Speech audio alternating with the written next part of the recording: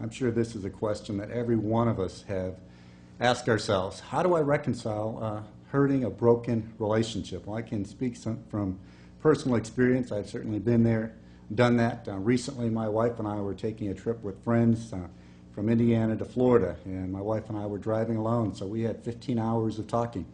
And we did some reconciling. We've been married for 27 years, and by God's grace have had a great relationship, but as you can imagine, 27 years, issues come up.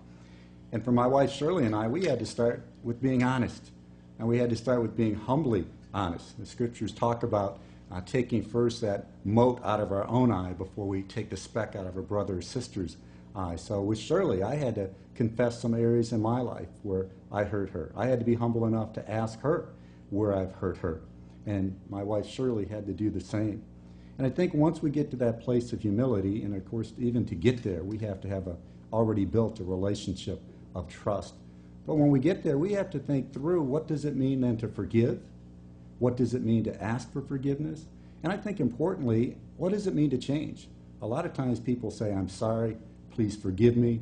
But what ends up happening is we do the same thing again and again and again. And so just the example I've been talking about with my wife and I, we had to think through, what are specific ways I could relate to you differently?